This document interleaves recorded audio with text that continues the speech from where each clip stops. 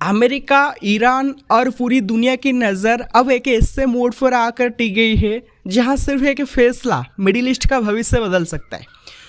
कुछ घंटे पहले तक पूरी दुनिया को लग रहा था कि अमेरिका और ईरान के बीच अब सीधी जंग लगभग तय है। पेंटागन तैयार था, अमेरिकी एयरफोर्स हाई अलर्ट पर थी और डोनाल्ड ट्रंप खुद एक ऐसे मिलिट्री स्ट्राइक को मंजूरी देने वाले थे जिसे उन्होंने बाद में सेकेंड वर्ल्ड वॉर के बाद का सबसे बड़ा अमेरिकन हमला बताया। लेकिन फिर आखिरी वक्त पर कुछ ऐसा हुआ जिसने पूरी कहानी बदल दी। डोनाल्ड ट्रंप ने अचानक उस हमले को रोक दिया और अब उसी ईरान के साथ अमेरिका सोमवार से नेगोशिएशन टेबल पर बैठने जा रहा है। अब सबसे बड़ा सवाल यही है कि आखिर ऐसा क्या हुआ कि बम्बर्स की जगह डिप्लोमेट्स भेजे जा रहे हैं। क्या सच में कोई बड़ी डील होने वाली है या फिर ये सिर्फ समय खरीदने की एक नई रणनीति है? दोस्तों, डोनाल्ड ट्रंप ने एयरफोर्स वन में पत्रकारों से बातचीत करते हुए साफ कहा कि अमेरिका और ईरान के बीच बातचीत शुरू होने जा रही है। उन्होंने कहा कि बातचीत सीधे नहीं बल्कि मीडिएटर्स के जरिए होगी और अगर डील हो जाती है तो हज़ारों लोगों की जान बच सकती है। ट्रंप ने यहाँ तक कहा कि अमेरिका जब चाहे मिलिट्री एक्शन कर सकता है, लेकिन अगर बिना युद्ध के समाधान निकलता है तो वही सबसे बेहतर रास्ता होगा। अब यहाँ ध्यान देने वाली बात यह है कि सिर्फ 2 दिन पहले तक स्थिति बिल्कुल अलग थी। रिपोर्ट्स के मुताबिक अमेरिका ने शुक्रवार को ईरान के खिलाफ मासिव स्ट्राइक प्लान तैयार कर लिया था। यह हमला केवल किसी एक मिलिट्री बेस पर नहीं बल्कि ईरानियन स्ट्रैटेजिक इंफ्रास्ट्रक्चर पर होने वाला था। लेकिन तभी गल्फ रीजन के कई बड़े देशों ने वाशिंगटन से संपर्क किया। सऊदी अरेबिया, कतर, यूएई और ओमान, इन 4 देशों ने एक साथ व्हाइट हाउस पर दबाव बनाया कि अगर अभी हमला हुआ तो पूरा मिडिल ईस्ट आग में जल उठेगा। और यही वो मोमेंट था जहां डिप्लोमेसी ने मिसाइल्स को रोक दिया। दरअसल गल्फ कंट्रीज की सबसे बड़ी चिंता सिर्फ ईरान नहीं था। उन्हें डर था कि अगर अमेरिका हमला करता है तो ईरान जवाब में gulf oil facilities, LNG terminals और एनर्जी इंफ्रास्ट्रक्चर को निशाना बना सकता है। यानी नुकसान सिर्फ ईरान और अमेरिका का नहीं होता बल्कि पूरी दुनिया उसकी कीमत चुकाती। अब यहाँ हमें समझना होगा कि पूरी कहानी आखिर घूम किस चीज़ के आसपास रही है। उसका नाम है स्ट्रेट ऑफ हॉर्मुज। ये पूरी ग्लोबल इकोनॉमी की लाइफलाइन है। इसलिए जब ईरान ने इस रास्ते पर दबाव बनाना शुरू किया तो एनर्जी मार्केट में पैनिक फैल गया। क्रूड ऑयल प्राइसेस तेजी से ऊपर आने लगी, शिपिंग कंपनी चिंतित हो गई और दुनिया को डर लगने लगा कि कहीं फिर से एनर्जी क्राइसिस शुरू ना हो जाए। यही रीज़न है कि गल्फ नेशन ने अमेरिका से कहा कि युद्ध से पहले बातचीत की आखिरी कोशिश जरूर की जाए। और इसी बीच एक नया डिप्लोमेटिक फार्मूला सामने आया। रिपोर्ट्स के मुताबिक ओमान और कतर ने एक ऐसा फ्रेमवर्क तैयार किया जिसमें अगले 60 दिनों तक स्ट्रेट ऑफ हॉर्मुज को पूरी तरह खुला रखने का प्रस्ताव रखा गया। ना कोई ट्रांजिट फी, ना मिलिट्री हरासमेंट और इंटरनेशनल शिपिंग पूरी तरह सुरक्षित। अगर ये फार्मूला लागू होता है तो पूरी दुनिया के एनर्जी मार्केट्स को तुरंत राहत मिल सकती है। लेकिन कहानी यहाँ ख़त्म नहीं होती। असल पैच अभी बाकी है क्योंकि डोनाल्ड ट्रंप कह रहे हैं कि सिर्फ शिपिंग रूट्स ही नहीं बल्कि ईरान के न्यूक्लियर प्रोग्राम पर भी बड़ी बातचीत होने वाली है। वहीं दूसरी तरफ तेहरान का बयान बिल्कुल अलग है। ईरान साफ कह रहा है कि अभी न्यूक्लियर डील जैसे कोई बातचीत नहीं हो रही। उनके मुताबिक चर्चा सिर्फ मैरीटाइम सिक्योरिटी यानी समुद्री रास्ते की सुरक्षा को लेकर हो रही है।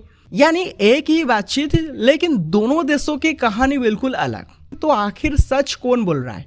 क्या ट्रंप बहुत ज़्यादा आशावादी है या फिर ईरान जानबूझकर अपनी पोजीशन पब्लिकली सॉफ्ट नहीं दिखाना चाहता?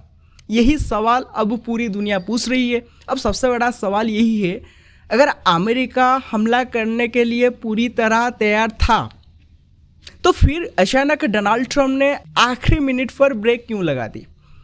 क्या सिर्फ शांति की इच्छा थी या इसके पीछे एक बहुत बड़ा जियोपॉलिटिकल कैलकुलेशन छिपा हुआ है? देखिए, मिडिल ईस्ट की राजनीति में कई बार जो दिखाई देता है असली कहानी उससे बिल्कुल अलग होती है। रिपोर्ट्स बताती है कि पिछले पूरे वीकेंड के दौरान पर्दे के पीछे इतनी तेज डिप्लोमेसी चली जिसकी भनक दुनिया को भी नहीं लगी। सबसे पहले कतर ने ईरान, ओमान और अमेरिका के बीच लगातार बातचीत करवाई। बताया जा रहा है कि कतरी ऑफिशियल्स ने तेहरान और वाशिंगटन के बीच मैसेजेस पहुंचाए, रेल लाइन समझाई और फिर शनिवार को व्हाइट हाउस को ये जानकारी दी कि ईरान स्ट्रेट ऑफ हॉर्मुज को लेकर एक प्रपोजल पर विचार करने के लिए तैयार है। यहीं से पूरी तस्वीर बदलने लगी। उधर सऊदी अरबिया के क्राउन प्रिंस मोहम्मद बिन सलमान ने भी डोनाल्ड ट्रंप से सीधे बात की और इस बातचीत का सबसे अहम मुद्दा था, अगर युद्ध हुआ तो सबसे ज़्यादा नुकसान किसका होगा। क्योंकि सऊदी अरबिया अच्छी तरह जानता है कि अगर अमेरिका ईरान वार शुरू होती है तो ईरान सिर्फ अमेरिकन ठिकानों को ही निशाना नहीं बनाएगा, ईरान के पास गल्फ रीजन में मौजूद ऑयल इंफ्रास्ट्रक्चर को टारगेट करने की क्षमता भी है। सऊदी ऑयल फील्ड्स, यूएई के export terminals, gas facilities, ports, ये सभी संभावित टारगेट्स बन सकते हैं। अगर ऐसा हुआ तो पूरी दुनिया में एनर्जी सप्लाई चेन हिल जाएगी। यही रीज़न थी कि रियाद लगातार वाशिंगटन से कह रहा था, पहले बातचीत कीजिए, युद्ध आखिरी विकल्प होना चाहिए। लेकिन यहाँ कहानी में एक और दिलचस्प मोड़ आता है, क्योंकि गल्फ कंट्रीज भी इस मुद्दे पर एकमत नहीं है।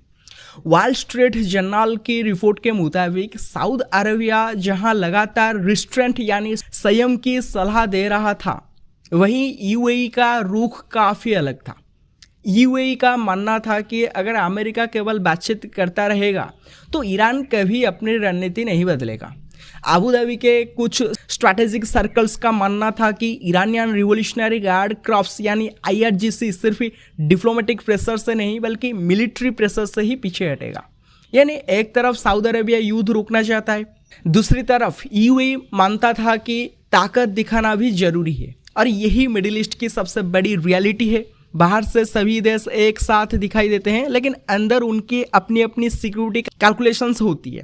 अब इसी बीच डोनाल्ड ट्रंप ने अपने सोशल मीडिया प्लेटफॉर्म यानी ट्रूथ सोशल पर घोषणा कर दी कि अमेरिका फिलहाल मिलिट्री स्ट्राइक रोक रहा है क्योंकि बातचीत आगे बढ़ रही है।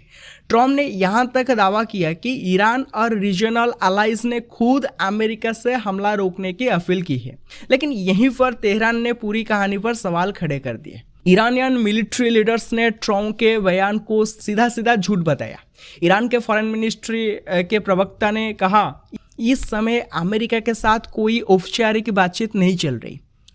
उनके मुताबिक जो बातचीत हो रही है वो सिर्फ ओमान के साथ मैरीटाइम सेफ्टी कॉरिडोर को लेकर है, यानी जहाज सुरक्षित निकल सके, बस इतनी चर्चा।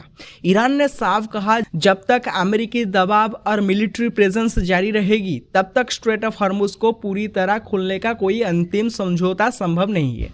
यानी वाशिंगटन कह रहा है डील लगभग तैयार है और तेहरान कह रहा है अभी डील जैसी कोई चीज़ नहीं है। यही विरोधाभास पूरी दुनिया को कंफ्यूज कर रहा है। अब सवाल उठता है, अगर दोनों देशों के बयान इतने अलग हैं तो सोमवार से शुरू होने वाली नेगोशिएशंस में आखिर होगा क्या? क्या ये सिर्फ ट्रस्ट बिल्डिंग एक्सरसाइज होगी? क्या पहले शिपिंग रूट पर सहमति बनेगी और उसके बाद न्यूक्लियर इशू पर बातचीत होगी, या फिर ये पूरी प्रक्रिया कुछ दिनों बाद फिर से टूट जाएगी? क्योंकि इतिहास हमें यही बताता है, अमेरिका और ईरान के बीच बातचीत जितनी जल्दी शुरू होती है उतनी ही जल्दी कई बार टूट भी जाती है। और यही रीज़न है कि दुनिया इस बार किसी भी दावे पर पूरी तरह भरोसा नहीं कर रही, क्योंकि मिडिल ईस्ट में सिर्फ स्टेटमेंट्स नहीं, ग्राउंड रियलिटी तय करती है कि अगला दिन कैसा होगा। लेकिन दोस्तों, अगर आपको लगता है कि ये पूरा मामला सिर्फ अमेरिका और ईरान के बीच का है तो आप मिडिल ईस्ट की सबसे बड़ी जियोपॉलिटिकल रियलिटी को मिस कर रहे हैं, क्योंकि इस पूरी कहानी में एक ऐसा देश भी है जो हर मिनट इस नेगोशिएशन को बहुत ध्यान से देख रहा है, और वो है इजराइल। इजराइल की सबसे बड़ी चिंता सिर्फ स्ट्रेट ऑफ हॉर्मुज नहीं है, उसकी सबसे बड़ी चिंता है ईरान का न्यूक्लियर प्रोग्राम और बैलिस्टिक मिसाइल कैपेबिलिटी। क्योंकि तेल अवीव का मानना है कि अगर बातचीत के नाम पर ईरान को ज़्यादा समय मिल गया तो तेहरान अपने न्यूक्लियर इंफ्रास्ट्रक्चर और मिसाइल प्रोग्राम को और मजबूत कर सकता है। यही कारण है कि इजराइल लगातार ये संदेश दे रहा है कि डिप्लोमेसी अपनी जगह है, लेकिन अगर ईरान ने न्यूक्लियर कैपेबिलिटी बढ़ाने की कोशिश की तो इजराइल किसी की अनुमति का इंतजार नहीं करेगा। यानी अगर वाशिंगटन बातचीत करना चाहता है तो करे, लेकिन इजराइल अपने नेशनल सिक्योरिटी डिसीजंस खुद लेगा, और यही बात इस पूरे संकट को और ज़्यादा संवेदनशील बना देती है। सोचिए, एक तरफ अमेरिका नेगोशिएशन टेबल पर बैठा है दूसरी तरफ इजराइल कह रहा है कि ज़रूरत पड़ी तो वो अकेले भी एक्शन ले सकता है, यानी अगर किसी भी समय इजराइल ने कोई मिलिट्री ऑपरेशन शुरू कर दिया तो पूरी डिप्लोमेटिक प्रोसेस कुछ घंटों में ख़त्म हो सकती है। अब एक और इम्पोर्टेंट पहलू समझिए, ट्रम्प बार बार एक बात कह रहे हैं कि इस डील का मकसद सिर्फ स्ट्रेट ऑफ हॉर्मुज खोलना नहीं बल्कि ईरान की न्यूक्लियर थ्रेट को हमेशा के लिए ख़त्म करना भी है। लेकिन तेहरान इस दावे को स्वीकार नहीं कर रहा। ईरान का कहना है अभी चर्चा सिर्फ मैरीटाइम सिक्योरिटी और शिपिंग रूट्स तक सीमित है, न्यूक्लियर इश्यू पर कोई औपचारिक नेगोशिएशन नहीं चल रही। यानी दोनों देशों के पब्लिक स्टेटमेंट्स अलग अलग दिशा में जा रहे हैं। ऐसा क्यों? क्योंकि दोनों अपने अपने डोमेस्टिक ऑडियंस को भी मैसेज दे रहे हैं। ट्रम्प अपने समर्थकों को दिखाना चाहते हैं कि अमेरिका ने मिलिट्री प्रेजेंस बनाकर ईरान को बातचीत की मेज़ पर ला दिया। वहीं ईरान अपनी जनता और अपने समर्थकों को ये संदेश देना चाहता है कि तेहरान किसी अमेरिकी दबाव के आगे झुका नहीं है।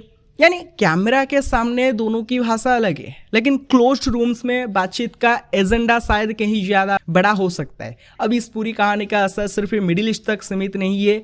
फाइनेंशियल मार्केट्स भी हर अपडेट पर नज़र बनाए हुए हैं। जैसे ही मिलिट्री स्ट्राइक रुकने की खबर सामने आई, वैसे ही इंटरनेशनल ऑयल मार्केट ने राहत की सांस ली। WTI क्रूड लगभग 6% तक नीचे आया। ब्रेंट क्रूड में भी 5% से ज़्यादा की गिरावट दर्ज की गई। ये गिरावट सिर्फ नंबर्स नहीं है, ये पूरी दुनिया की उम्मीद को दिखाती है, क्योंकि मार्केट हमेशा यूज से डरता है और स्टेबिलिटी को पसंद करता है।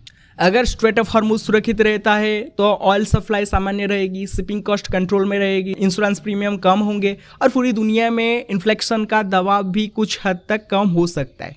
लेकिन अगर बातचीत विफल हो गई और फिर से मिसाइल से चलने लगी तो यही ऑयल प्राइसेस कुछ ही दिनों में नई ऊंचाई छू सकती है और इसका असर भारत जैसे देशों पर भी पड़ेगा, जहां करोड़ों लोग फ्यूल प्राइसेस से सीधे प्रभावित होते हैं। यानी ये सिर्फ अमेरिका ईरान क्राइसिस नहीं बल्कि ग्लोबल इकोनॉमी की भी परीक्षा है। इस समय दुनिया सिर्फ एक चीज़ का इंतज़ार कर रही है, सोमवार से शुरू होने वाली उन बातचीतों का जो या तो मिडिल ईस्ट को नई दिशा देंगी या फिर एक और बड़े टकराव की उल्टी गिनती शुरू कर देंगी।